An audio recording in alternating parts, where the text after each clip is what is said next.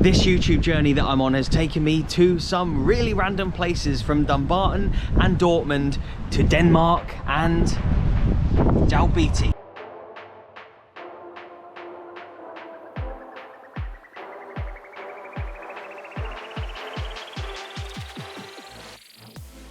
And so as you can see, here is Dalbeattie, but where is it in the grander scheme of things? Look, you should be able to see there. Look, if you kept taking that route down and round there, look, there's Gretna. So if you kept heading that way, Carlisle, Penrith, all the rest of Cumbria, and then back down to England, we are like right on the south of Scotland right here. This is where we are now. And look, Castle Douglas, which is more of like a famous place around here. But today we'll be seeing Dalbeattie Star, which from here, here's Dumfries. Queen of the South are from Dumfries, of course. Often I want to tell you one or two things about these places that I visit, so it isn't just a football video for you guys, but it's a small place and it's kind of dark right now, and the population is just 4,000 people, around about that. I was at the Hibs youth game yesterday and there was around double that. There was just shy of 8,000 people there. Despite it being such a small place, there is a Lowland League team here called Dalbeattie Star. They are unfortunately bottom of the Lowland League. I think they were in the Lowland League in the early days of it as well. They've played in the East of Scotland League as well, although they are in the area of the South of Scotland League teams. I know there's a team near here too called Threave who play in the West of Scotland League, so if they were to go down, it's looking likely that they may do. They are currently bottom. Edinburgh Uni are just ahead of them, so they could still catch Edinburgh Uni and not finish bottom. What league would they be relegated into? Would they go to the South of Scotland League where they played before? Would they go to the East of Scotland League, even though they're more on the West? They're definitely more south than that. Or would they go to the West? I just don't know. The whole pyramid system in Scotland needs a bit of a reshuffle, and I've spoke about that ad nauseum. But despite it being such a small place, there are some big stars coming here today. They are playing Open Goal Broomhill, who of course have a massive following and some huge people working for them. So yeah, should be a cracking game. Please do remember to hit that like button and subscribe if you're new. This is giving me like Vale of Leven vibes. Remember when we went there last season to see them play against Bonnyrigg Rose? Sort of like border region. I know that's very far the other side of the country in terms of the border, but a border town team, small little town with a cool non-league club that I can't wait to go and see.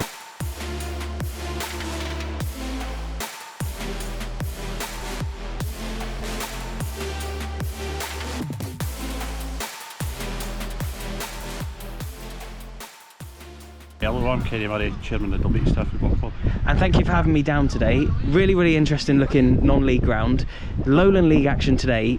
We're right in the south of Scotland, but you played in the East of Scotland League before and the South of Scotland League, and now the Lowland League. Could you just explain the club's journey a little bit for everyone? Yes, we're quite a successful club in the south of Scotland years ago, and we decided we wanted to go to new pastures, and we decided to head to the East of Scotland League. And I think the first season we were there, we got promoted to the Premier League, and it was a good league, but travelling was just becoming a bit too much, and we decided I had to go back to the south for a few years, and again we were quite successful.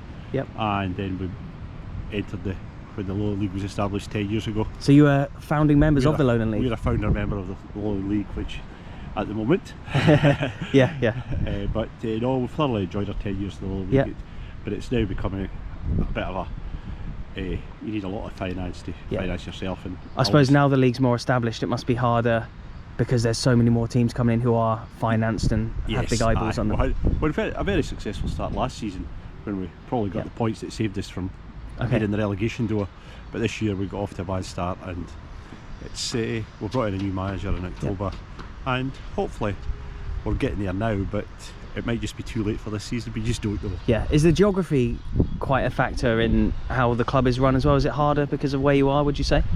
It's not easy. There's not the players down here that we need to play in the Lowland League. There is players, don't get me wrong, there is certain players, but there's not enough in Dumfries and Galloway to be, and a lot of them don't want to play in the Lowland League. They're quite happy playing with their pals and friends in the South of Scotland League, and good luck to them. And so I don't want to obviously tempt fate or say anything for the future or whatever, but if worst comes to the worst, you do finish bottom and do end up getting relegated this year, do you know what league you'd go into? Obviously you played in the East, Threave are just up the road, they play in the West, and you're obviously in the South, so do you know where you'd even go into? I think at the moment we're going back to the South of Scotland League. Okay, nice. it's good to go back among teams that were thingy, but Yeah. we would rather be in the Lowland League. Back to the traditional roots of the club. Back to the traditional roots of the club, and also we're back into the area where we belong. Really interesting just there to hear from the chairman about the history of the club. Like I said earlier, they've played in the east, they've played in the south. Would they play in the west? Three up the road play in the west, but it sounds like if they were to go down, it'd be the south. But yeah, interesting always to come to these stadiums as well and just see their quirky little differences. Look at that stand over there. It's very reminiscent to me of like a Bucky Thistle or Fraserburgh or Linlithgow Rose. I see a lot of these like raised stands in Scotland. It's quite amazing, really. I do enjoy them, and yeah, you get all these funny little quirks when you come to non-league grounds. You can go to many like professional stadiums all around the country, and you can interchange them, and they're all like much the same in a way. But you come to these non-league grounds, and they're all very unique in their own way.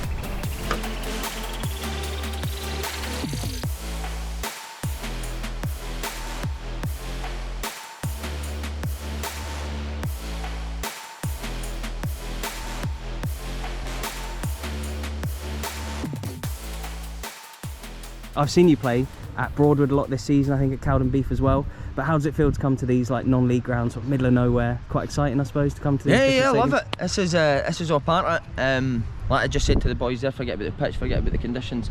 This is a game of football. You're lucky to be doing what you're doing. Yep. You know, there's thousands that would love to be here tonight playing. So your boys have got a chance to come out again and bring the best versions of themselves, regardless of the pitch or the opposition. And it was a great result against Rangers, the last-minute header to get yourself a point. Great result, okay result. I thought. Yeah.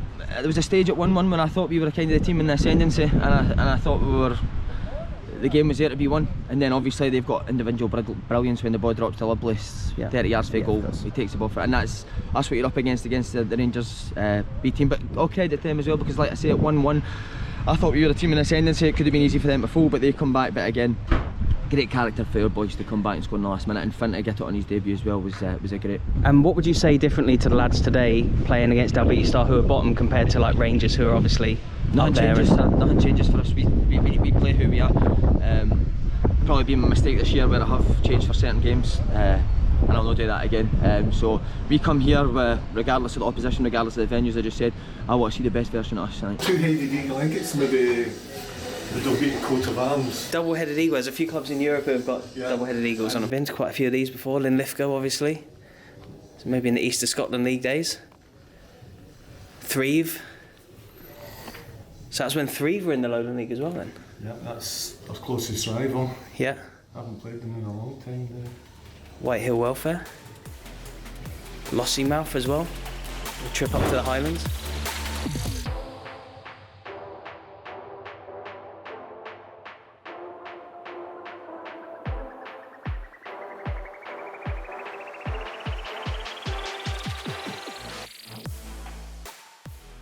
Broomhill. Do you all watch the Open Goal channel as well? Yeah, what do you think? Good channel. Yeah, it's decent. So 7-1 you're saying? 10-0. 10-0. 6-1. 6-1. Anyone going for a Dalbeattie win? No. Dalbeattie. You're all Dalbeattie fans, yeah? Yeah. But do you support any other bigger teams as well? Yeah. Celtic, Rangers, Liverpool, I like to hear it, mate. And do you watch the Open Goal channel? Yeah. And is it exciting seeing them come to Dalbeattie today? They're a really good team. Yeah, you think they're doing well this year in the Lowland League? What do you think the score's going to be?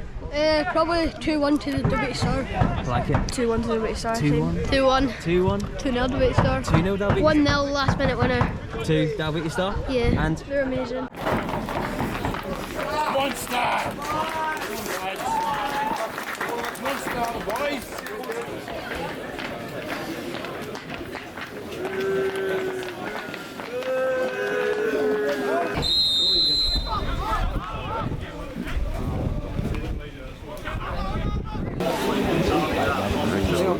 look at this, it was actually a nice-ish, it was cold, but it wasn't raining earlier on, but just as the game was starting, and just before the lads were about to go in and like get changed for kick-off, it started, the heavens just opened, look at this.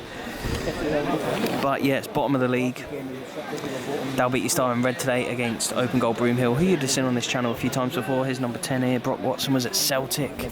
We've got Kirk Broadfoot, well he was at Celtic Youth, but I mean Kirk Broadfoot was at Rangers, and we spoke about this before, UEFA Cup finalist of course. And yeah, Open Goal Broomhill got some really good players, so they are the favourites going into this one, but maybe like 5-10 minutes in. It's been quite an even start to the game.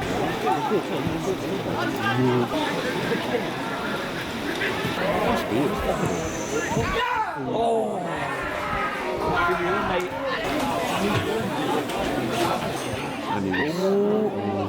Oh, he's took too long. Oh, no, he hasn't.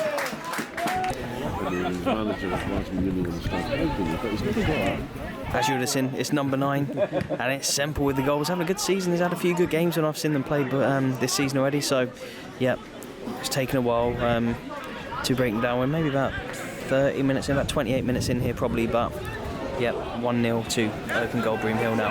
And what I like about non-league grounds is usually you can just like, you know, go for a walk around. I'd love to stand on one of them grass banks and watch the game, but there's no chance I'm leaving the comfort of the stand right now.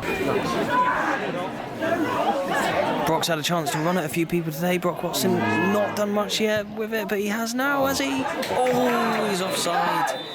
Yeah, Brock Watson, the number 10, he's had a few chances to run at players. He's got past a few, but hasn't scored yet, hasn't set one up yet. Almost did there, as you saw, but I feel like if anyone's going to score next, it will be open goal Broomhill to get a second.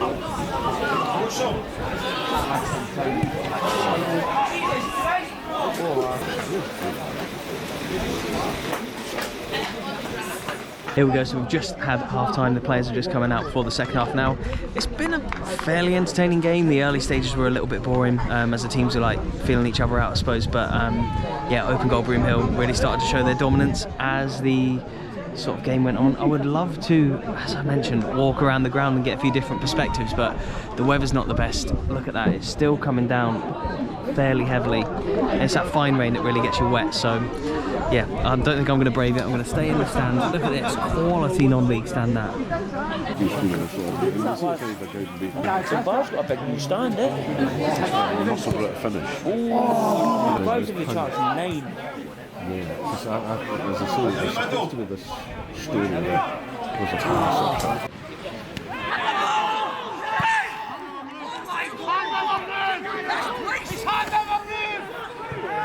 Read the rules, man.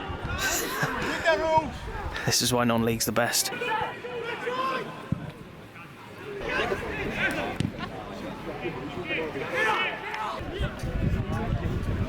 We finally made it outside of the stand. It stopped raining, and I bet this is one of the nicest stadiums ever to visit on a sunny day. Look at that, we've got the trees behind there. Oh, what a mess. Do you know what, the longer this stays 1-0 and open goal Broomhill keep missing these chances, there's always a chance for bottom of the league Dalbeattie Star to pinch something here. Oh, it's a penalty. There's been a lot of handball shouts and calls for penalties today, and there we have one.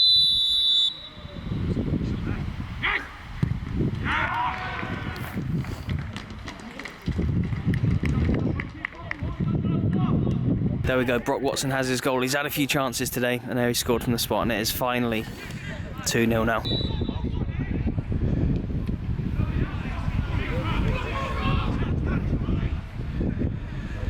Oh, from a Dalbeattie free kick. Open goal Broomhill on the break. It's Brock Watson. He's got options. Oh, great finish. All from a Dalbeattie Star free kick as well. Open goal Broomhill. 3-0 up now. Can't be long left. How long left, right, Lino? 10. Oh, it's 4-0. Brock Watson has a brace.